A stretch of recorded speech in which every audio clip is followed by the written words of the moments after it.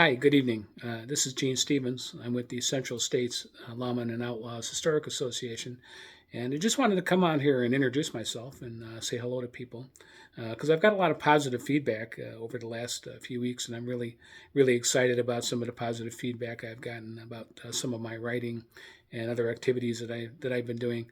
So I just wanted to say hi and let you know kind of what I'm about and what the Central States Lawmen and Outlaws Association is about as well too. And I've had an interest in history for quite a long time. In fact, my interests are many, from reading and research, writing, physical discovery, reenacting, particularly historic reenacting, which I've been involved with on and off since the 1990s. In fact, I got into reenacting when it was pretty big in the 1990s after the Ken Burns Civil War series came out. It brought a lot of people into the hobby. I was into it a little bit beforehand, but my interests were history, particularly Civil War history. I was becoming a pretty big Civil War buff before that. I actually read a book that was written by Bruce Canton, and it was actually a compilation of his work. It was an anthology of Bruce Canton's work, but he talked about the Battle of Gettysburg and other things in there about himself and his writing. Apparently, he was, I believe, he was a journalist with the Cleveland Plain Dealer. If I'm wrong about that, I apologize, but I think he was. But he had a very big hand in writing a series of books on the Civil War. And so he was a very interesting guy. So I started by reading up on his stuff, and eventually I got introduced to reenacting along the way through a gentleman, and his name was Ward Brown. And I just wanted to mention Ward. He passed away just a couple of months ago here now, and um, Ward Brown was a good friend, and he got me into this hobby. I met him out at Union, Illinois, at Don Lee's Wild West. They used to do an event out there. In fact, I was an engineer out there in 2018. So I got to operate the train for the summer of 2018 before I moved out to Iowa. So that was quite an experience. But that's where I met Ward as well too. So I used to remember that when I used to work the train out at the Wild West Ranch with Mr. Larry Donnelly. It was good stuff. So I met him there, and eventually he introduced me to some other people, and through the hobby, and I got connected in there. But I just want to say about Ward, Ward, rest in peace, and I want to just recognize that Ward was a real gentleman to me, and we spent a lot of time together and a lot of time around the campfire. And when I heard he passed, I was very sad to hear that. But I want to thank Ward personally for giving me the hobby and being a gentleman to me. And we kind of got to. I left Civil War reenacting and went on the trail to some other things. But when I did that, I got into Black Hawk War reenacting. So Ward had also moved on to other periods. He was very multifaceted, as was I. I was multifaceted too, and reenacted multiple time periods besides Civil War. But I met him at various Black Hawk War events and fur trade events, things like that. But I just want to one story I want to relate about Ward Brown, and it's kind of funny. I was down in Tennessee. I believe it was the Battle of Spring Hill. And it was a horrible weekend, by the way. It rained the whole weekend. It was just one of those horrible reenactments. But anyhow, I'm standing in line with the dismounted cavalry because I was dismounted cav, and I hear somebody behind me go, "Hey, Gene, Gene!" And I turned around, and there's Ward. And I saw him, and I went up to him, and he immediately reached out his hand and he shook my hand, and he was like, "It's good to see you." And I'm like, "It's good to see you too," And he was a good guy, but I ran into him in very similar circumstances in other places, and it was kind of neat to see him back then. I wish I'd gotten to see him again before he passed away, but so a really good guy. So I've had a lot of experience with reenacting, and I want to talk a little bit about my first national size reenactment. So, and I'm kind of going over this so people will understand, how I got into the hobby, why I'm driven by what I do, and I am driven, and I'm more driven to right now. I still want to reenact a little bit. I got involved with a unit down here called the Army of the Southwest, and I think they're just my speed, and I'm going to spend some time with them because they're a little bit of an older group. and I'm a little bit older too, and I'm slowing down. My back hurts a little bit at my age, but I'm going to still give it a shot, and hopefully I can educate some people about the Civil War through doing that. But in my early days, like I said, I started in the 1990s, and this was pretty much the heyday of reenacting at this point. It was a lot of people were in it, a lot of really great national size events. And the first event I ever went to was a local event called Civil War Days, and it was in Glenview at a place called the Grove. But I remember I had to we did a skirmish on a Saturday afternoon. In fact, I had to go to work. I was late for work because of the skirmish. They weren't too happy with me, but skirmish was important. But so after I did the skirmish, it was like I was immediately hooked into this crazy hobby, shooting muskets and acting out battles. It was like just right up my alley. So I, stayed in it for 10 years. But my first big reenactment was the 130th anniversary of the Battle of Wilson's Creek. And I bring this up because these events, these historical events, these three-dimensional experiences, and I don't care what people outside of it think of them. And there's some critics of reenacting. There's critics and everything, and these are people who probably never got off their duff and did anything nor experienced such a thing. Never judge anything unless you walked a mile or two in their brogans, or their moccasins, whichever may come to your mind, or whatever you want to do. But the thing is, this particular battle was very interesting. So this is in more eastern Missouri than western Missouri. Of course, certainly involved Missouri as a whole, because Missouri was quite the mess because it started way before that. It started with the border wars between Kansas and Missouri, and Missouri border ruffians and anti-slavery and pro-slavery factions. It was kind of a mess. It was not a good.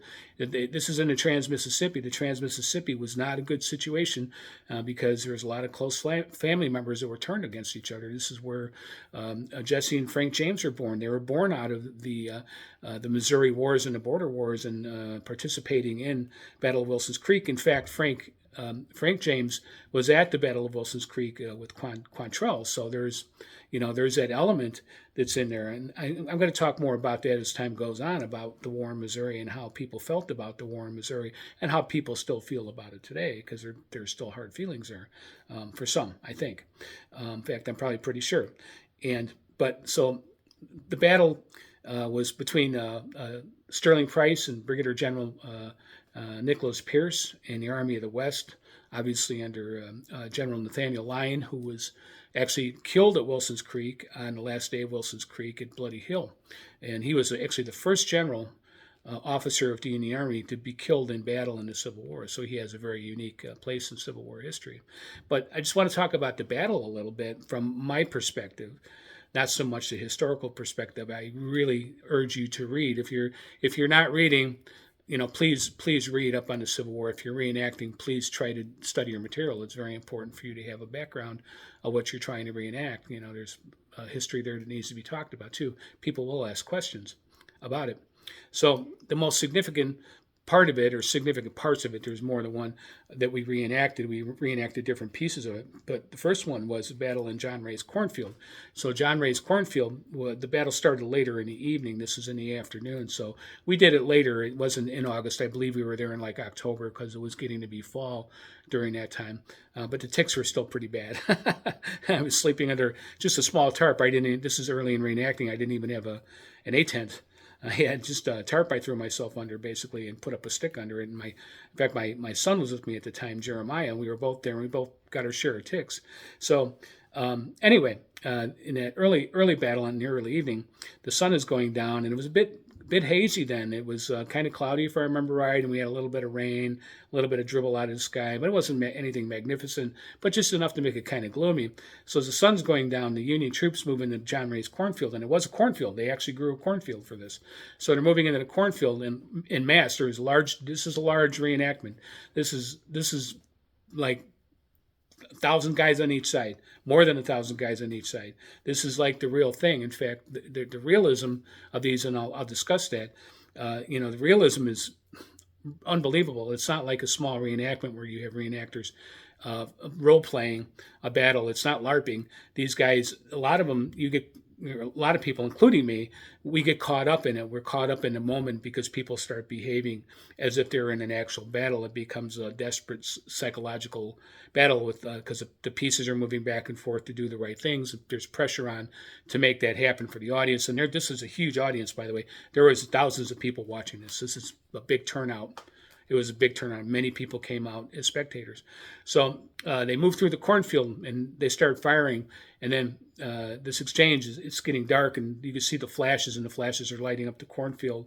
And then there's a push and pull back and forth in the battle, and there's casualties on the ground, a lot of Confederates. And suddenly this cavalry unit moves in, and they're coming in and they're crossing this bridge to come in and push back. And they came in and pushed the troops back.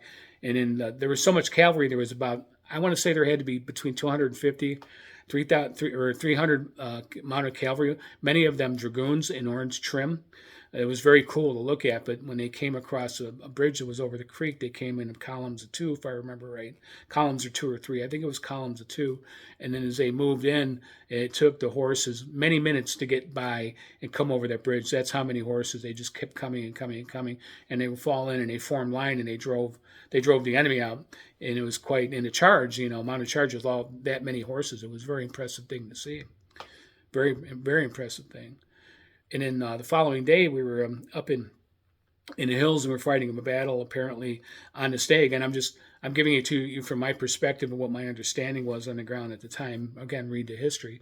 But there was a confusion during the battle because one side or both sides were in gray uniforms because state level troops wore gray uniforms, and Missouri Guard was there, and there was probably some form of Missouri Guard or former Missouri troops that were mixed in with Nathaniel Lyon. In fact, I believe Franz, the German officer, I'm drawing a blank on his name. I'll come to it. Franz Siegel was there. I fight Smith Siegel. Yeah, with the German troops coming out of the east, so they were there as well too.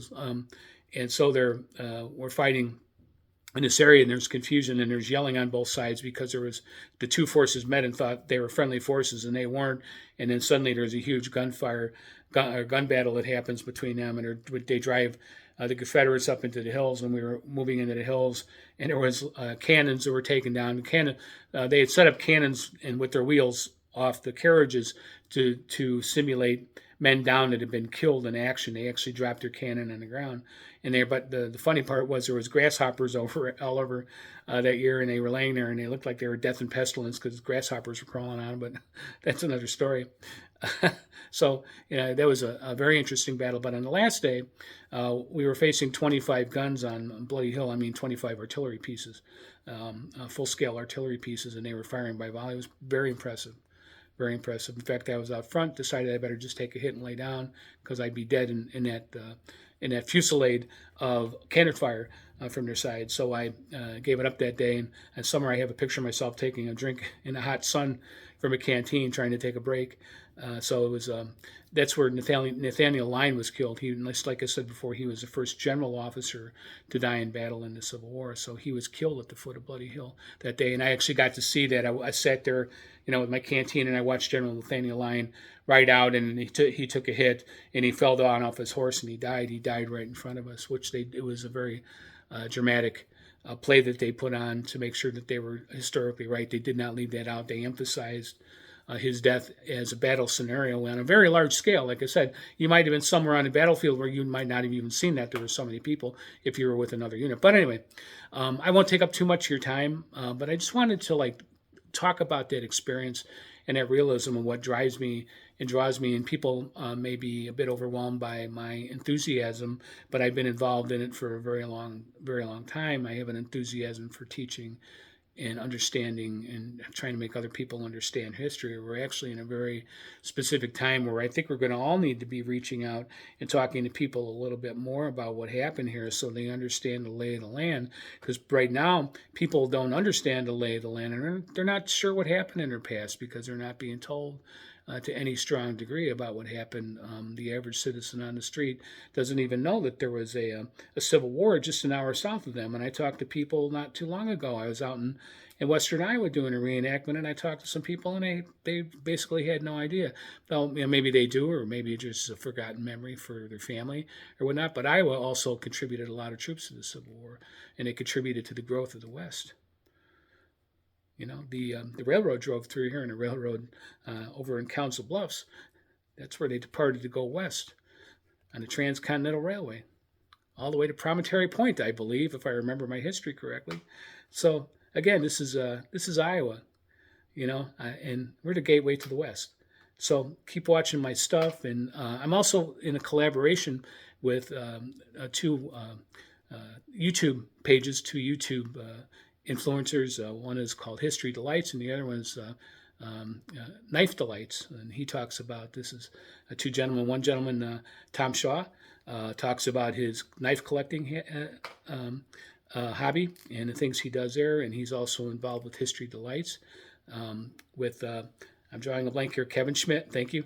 My old memory. See, it did work. My memory worked. That was pretty good. So Kevin Schmidt and Tom Shaw, I just want to give you guys a shout out too, and thank you for collaborating with me to bring up or to give me some material to work with. I appreciate that, and I see you're doing more stuff every day and traveling around during the summer and talking about history, and I like it. I like it a lot. I like this, and I like that people are involved. Watch for my stuff that I'm writing.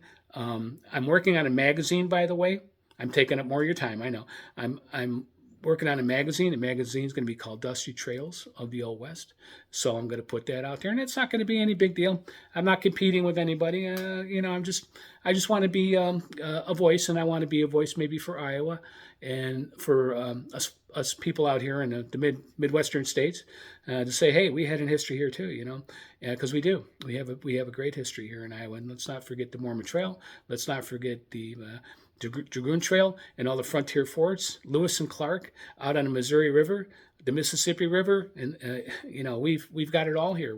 It's all east and west. We got a lot of stuff here to look at, but you got to go find it, and I'll be telling you a lot more about it as time goes on, because I think this is a good starting place. Like if you're doing like a startup in Western history, this is the place maybe to start it up and take a look at some things. And don't forget, who are our sons?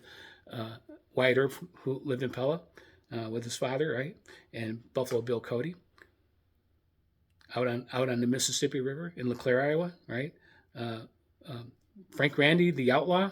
Can't forget about him, and there's others. Jesse James, and doing the train robbery, first train robbery in the West in Adair, Iowa. So those are our sons. We have a big connection to the West, and then some. Okay, I won't take up any more of your time. Thank you so much for stopping by and listening to me. Like I said, just want to introduce myself. And I will see you guys on that dusty trail. Take care.